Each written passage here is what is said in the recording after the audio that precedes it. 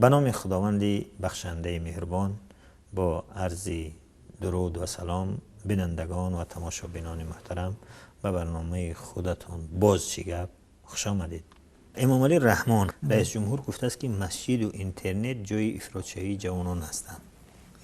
یعنی گفته است که مساجد یعنی جای اصلی که جوانان رو به افراطگری میبرد مساجد هست و اینترنت هست. مثل اینکه جنگ با خدا دوام دارد. بله، پرزیدنت تاجیکستان گفته است که حالا در قلمروی مملکت در مجموع قریب 5400 مسجد از جمله 3930 مسجد رسمی و 1500 مسجد غیر قانونی فعالیت میکنند. در برابر این در مقیاس کشور در جای سرزمین 3836 مؤسسه تحصیلات عمومی موجود است که از تعداد عمومی مسجد کم بوده. یعنی مکتب ها از مسجد ها کم هستند. بر بالای این 25% مکتب ها به تعمیر نیاز دارند. خیلی خوب که رئیس جمهور با جسارت گفته است که 25% از مکتب های تاجیکستان نیاز به تعمیر دارند. بسیار خوب. سوال اینجا است که حکومت در مسجد تینه صرف نمی کند. برعکس اندازی مساجد رو برق آب اینهاش برده است به مانندی اندازی کارخانه ها رسانده است. درست است و هیچ صرف نمی کند. درست است و اون رو مردمی بیچاره با مشکلات و با چیزی که دارن اون می سوزد می کند. بسیار خوب، مردم حق خود رو انجام داد. این حق اون است. ولی مکتب این مسئولیتی حکومت هست.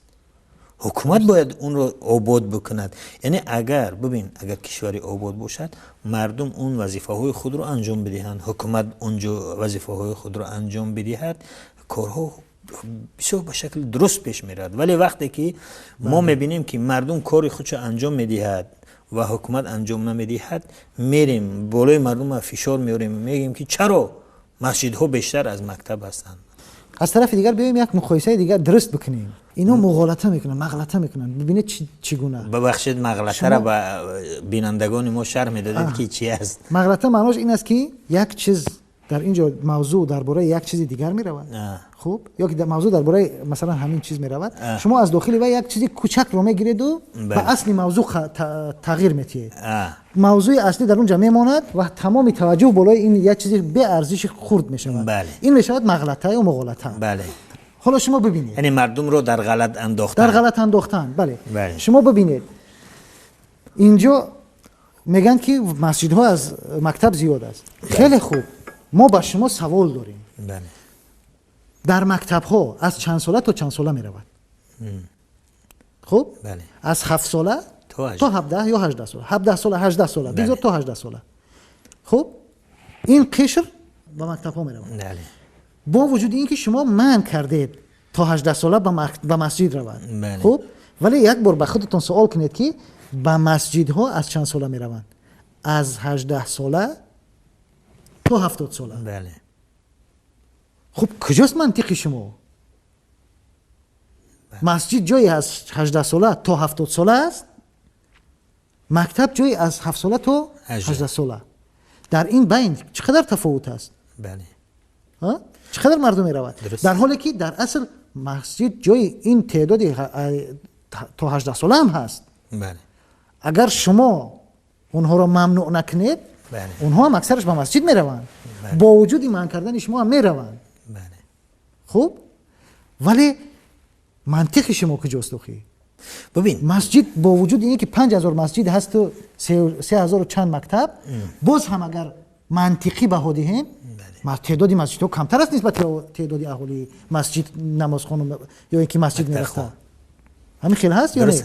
ولی ببینید دوستی عزیزم، من مثلا این دهه خودمون مثال میارم. در دهه ما حدوداً 4 مسجد است. 4 مسجد است، یک مکتب. واقعا مکتب در یک حالی بسیار بد قرار دارد. بله. مسجد ها مردم جمع میکنن. یک مسجد من میدونم که یک مهاجری مهنتی کاری در روسیه همه تعمیر اینشا اون به گردن گرفت. حدوداً 2 سال 3 سال اون مرد مهنت میکرد، پولا میفرستاد برای این مسجد.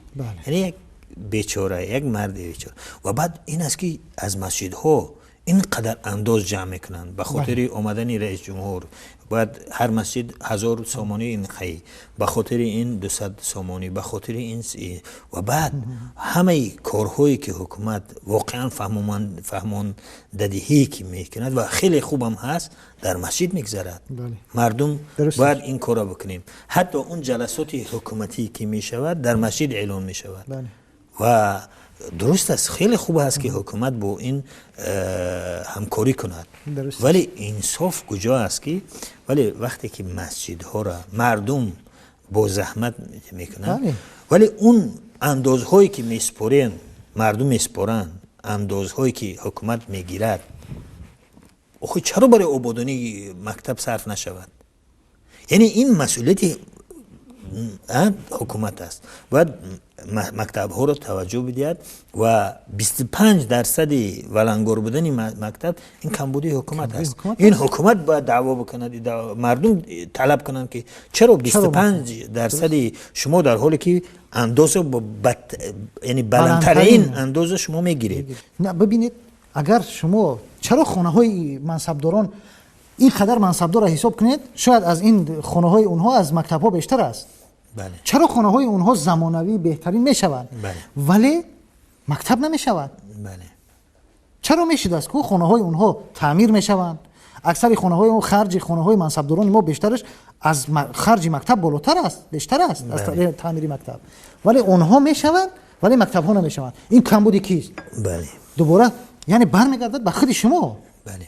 بگویید که وزارت معارف پول کجا کرده است؟ بله. شما که اگر بودجه برای اون جدا میکنید، کجاست بودجه وزارت معارف؟ اون رقم هایی که در معروضه هایتون میگویید اعلان میکنید که ما اینقدر بودجه اختصاص دادیم، کجا شد پس اون بودجه؟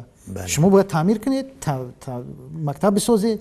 این هیچ کس این رو من نکرده است، ولی من میخوام ما توجهمون را به قضیه از همون بودی که مطرح شده است بدهیم، یعنی که مسجدها مکان افراطگرایی.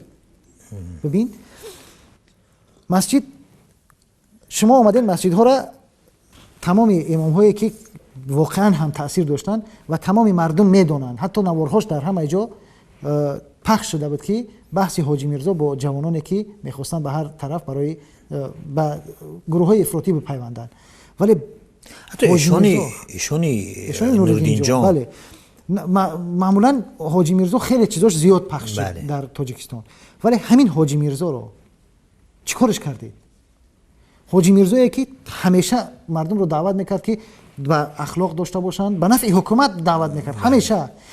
کمترین سخنی از حاجی میرزا پیدا نمیکنید که در مخالفت به حکومت باشد یا حداقل سیاسی باشد. بله. صرف دعوت خالصانه اسلامی بود. بله. ولی حتی شما اون رو تحمل نکردید، اون رو از من بر بردید. از طرف دیگر چقدر تهدیدها به خاطر این صحبت‌های شد. بله، تهدیدها شد، ولی شما ببینید، حاضر نگاه کنید، من چی میخواهم بگویم. اینها امروز میگویند که مسجدها جای افراطگرا شدن جوانان است. شما آمدید مسجدها رو از دست داعیان اصلی گرفتید. بله. به یک اونهای دادید که مثل سید مکرم همیشه یا اونهایی که خالص هستند اونها رو به حد بردگی که دیگر گپ زدن نمیتونن. بله، مسجدها رو امروز شما به منبر وزارت خارجه و وزارت امنیت تبدیل کرده اید. بله. اونها هر چی میخواهند شما میخواهید همون میگویند. بله. اگر مسجدهای امروز در تاجیکستان مردم افراطی میکنند، این همون سیاست است که شما پیاده کرده اید، شما تبلیغ کرده اید. یعنی چی منطق است این دیگه؟ یک فردا شاید جای تعجب هم نباشد که امروزها اگر درباره محیدین کبیری و رئیس حزب نهضت و دیگری صحبت می شود، فردا باز همین قانون‌های تا 40 سال ممنوعیت از 40 سال افرادی زیر 40 ساله رفتن به حج و دیگر قانون هایی که ضد دین هستند و احتمالا شاید در همون مسجد ها هم اینها هم اعلام شوند. احتمال هست؟ بله. دیگر چیزی میگویم که مردم را از اینترنت ترساندن. ببین مثلا واقعیت همین است که میخواهید نمیخواهید در هر خانه اینترنت میدراید.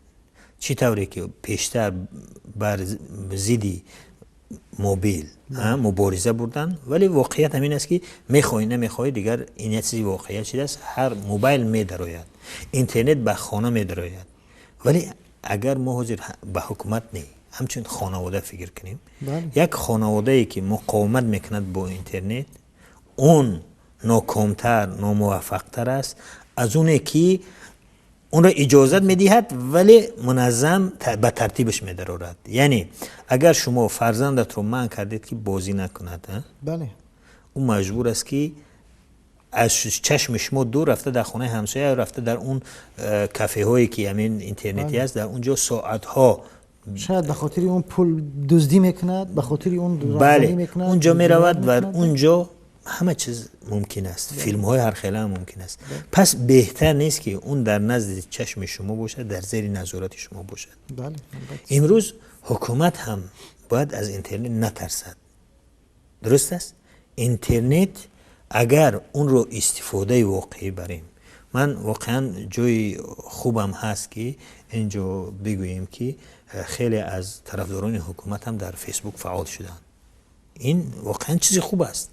متاسفانه در اول فقط اون چیزهای بد و یک منفی میرفتن، ولی بگذار امروز میبینیم که سفرهای رئیس جمهور در فیسبوک هم از طرف اون طرفدارانش پخش میشه. این چیز خوب است. کاش همه حکومتداران، همه یعنی مسئولان ما فعال باشن در چی. حدی اقل جرأتی ندارن که با نامه‌های خود بیان، بگذار بیان با نامه‌های دیگر بیان، حتی از واقعیتی که مردم چی فکر میکنن بفهمن، با خبر شون. ما نباید اینترنت رو یک مصیبت بتراشیم از اینترنت، بلکه اگر اون رو به شکلی بهتر خوبتر، زیرا دنیای معلومات شده است. هر کسی که هر کشوری که معلومات بیشتر دارد اون موفق و کامیابتر است از اون کشورهایی که از این چیزا محروم است. ببینید یکی از دلایل منع کردن و محدود کردن اینترنت و تهدید به اینترنت و به اصطلاح ترساندن از اینترنت به خاطر چی است؟ شما باید دارید که در یگان نظرپرسی اینترنتی بله حکومتداران یا حکومت از همه بالا رأی آورده باشد. نه ندیدم. بیایید کمترین چیز را بگیرید، همین تمام نظرپرسی های تاج نیوز را بگیرید، از ادنا کلاسیک که میگذارن ببینید، از فیسبوک رو ببینید، از آزادی از همه جا ببینید. تمام اینها بر ضرر حکومت است. حکومت از این ترس دارد، از چیز دیگر نه، چون که اینترنت تنها جایی هست که انسان ها میتوانند آزادانه در آنجا رأی خودشون رو بتیان. برخی اوقات با اسم های مستعار. بله حتی با اسم های مستعار. بله. ولی به هر حال مردم میتونن که در اونجا رأی خودشون رو بتیان. و این رأیی که در اینترنت هست رأی واقعی است، چون که از کسی نمیترسن. بله. خب این است که حکومت رو میترساند. این است که اونها از اینترنت میترسند و الا اینترنت برای اونها چی است دیگر؟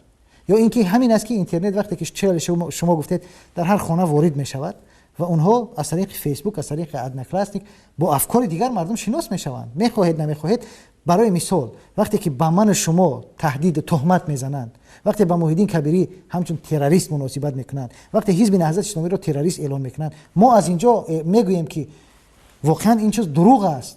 ما اثبات میکنیم که نهضت اسلامی تروریست نبود، هیچ وقت و نخواهد شد.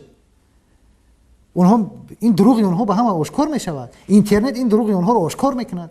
بله. این ترس از اینترنت برای همین ببین یکی از فایده های اینترنت اینه که شعبه وزارت داخلی تاجیکستان گفته بود که 13000 آدم، حدوداً 13000 ریشه را تراشیدیم و از 1000 و چند حدودی 2700 زن لباس های سطر را برداشتیم. این تأثیری رسانه‌های مستقل، این تأثیری اون شبکه‌های اجتماعی، در عموم اون اینترنت بود که این مرد خود را اصلاح کرد. گفت که ما خود این کار نکردیم، بگذار ما در این نیستیم که این تو چی حد درست است نادرست است، ولی این است که یک منطق تر مجبور شد که منطق در صحبت کنه، بالاخره فکر کرد چی گفتنش هم درک کرد خودش که چی میگوید. بله. احساس کرد که مردم با این چیزایی که اینها میکنن مخالفن. بله. این واقعا اینها رو عقلشون رو سر جاش بیارد، یک کم تر فکرشون در کار بود، مغزشون در کار بدارن. اینها فقط در یک جا شیشته از پشت میز با مردم تهدید کردن بلدن، به مردم هم میدونن چیکار کنن. این اینترنت واقعا همین کارا رو میکنه. مثل آینه است. ببین آزادی، آزادگان، توج نیوز، فرج و دیگر سایت هایی که هستند فعال هستند، ازیا پلوس چی قدر کارهایی کردن که حکومت مجبور شد خود را اصلاح کنند. درست است؟ بله. یعنی ما صدها مثال داریم که حکومت به سبب منتشر شدنی فلان خبر و اعلان خبر خود را اصلاح کرد. همون اخیراً همون کوچروب‌ها، زن‌های کوچروبی کولا بود که آزادی این خبر رو منتشر کرد و بعداً مقامات مجبور شدن که با آزادی بگویند که اون مطلبی که شما چی کردید ما اون مشکل رو رفع کردیم یا قسماً رفع کردیم. پس من خواهش من این است از رئیس جمهور کشور، از مسئولین، از اینترنت نترسن، از اینترنت دشمن نتراشن. اینترنت آینه است. اینترنت کمبودی ها را میگوید. درست است که برخی ها کمبودی ها و بعضی چیزها هستند، ولی من باور دارم حتی اونهایی که ما افراطی میگوییم اونها بیایند در این موج کلان ازیایی ها و با آدمای با منطقی که در اینترنت فیسبوک اینها هستن اونها خیلی تغییر میکنند. البته از اون اینها میتونن با اونها مبارزه کنند. بله. چندین بچه ها به خاطر اینکه صحبت های این رو شنیدن، نظرهای اون این زیایی و متفکرهای تاجیک شنیدن، از بیسو فکرهای بد گشتن. پس نباید ما از اینترنت دشمنی بتراشیم، برعکس اون رو همچون آینه نگاه کنیم، همچون دوست نگاه کنیم که مثل آینه که میره میبینی در آینه کمبودیات خود اصلاح میکنی. حکومت باید به اینترنت، به ژورنالیستیکا، به مطبوعات به همین نظر نگاه کند و همچنین به مسجد هم. به مسجد هم نباید مسجد اگر شما میگویید جوانان اکثرش جای افراطی جوانان است، تو 18 ساله من تو 18 ساله من است، پس چرا مکتب نمیگیم؟ یعنی منطق امیر رو میگوید که وقتی ما میگیم که مسجد جای اصلی افراطگرایی، رشد افراطگرایی است، پس جوانان تو 18 ساله مسجد من است. پس این رو کی پس اون رو افراطی میکند، نه مسجد. بله. یعنی این چیزهایی هست که بعد یک چیز دیگر هم باید اینجا بگوییم که بسیاری وقت مردم فکر میکنن که در برابر مسجد مکتب رو قرار دادن. بله. واقعا این خطا است. اشتباه. مکتب هم همون فرض است. باید زنها، دخترهای ما، بچه‌های ما باید بروند. واقعا مخالفی منع کردن دخترها به مکتب ها هستیم، هرچند که در اونجا فضای ناخوب سالم هم نیست.